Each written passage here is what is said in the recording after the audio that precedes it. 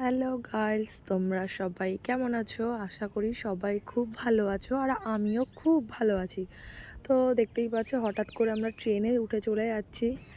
কোথায় যাব সেটা পরে জানাবো। তো দেখতে থাকো, এখন আমরা ট্রেনে করে যাচ্ছি। দেখে দেখলে আমার ভাইয়ের কায়দাটা। তো দেখতে থাকো, আমরা যাচ্ছি এখন, দেখিয়ে দেবো কোথায় যাচ্ছি। তো এই যে আমার মা, আমার মেয়ে, আর এই যে আমি, আমার ভাই পাশে, আর বিল্টুও ছিল, আর সঙ্গে ছিল আমার বাবা। তো এই যে আমরা গন্তব্যে পৌঁছে গেছি। তারপর দেখো, চলে এসছি আমরা আমার মামা বাড়িতে। তো এটা আমার ছোট মামার বাড়ি। তো এই যে আমরা সবাই মিলে এখন আড্ডা মারছিলাম, তার মধ্যে ভাবলাম তোমাদের সাথে একটু শেয়ার করে দিই। এটা হলো আমার বৌদি ভাই। আর এই যে রান্নাঘরের দিকে যাব, দাঁড়াও, এই দেখো, তার আগে দেখিয়ে দিচ্ছি।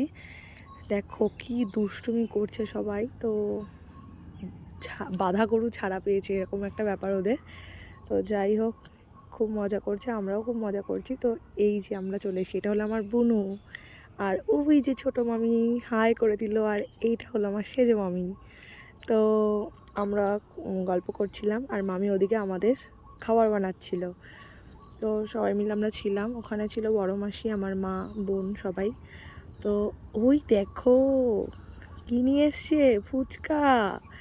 ওই দেখো, এটা হলো আমার দিদিভাই। তো ও ফুচকা নিয়ে চলে এসে তারপর খাওয়া দাওয়া করে আমরা কোথায় গেছি, পার্লারে। তখন বাজে রাত 10টা। তো যাই হোক, বৌদি ভাইয়ের মেকআপ করা হয়নি, তো বৌদি ভাই গেছিলো একটু, সঙ্গে আমরা ছিলাম। দেখো, ওটা হলো আমার দিদি ভাই।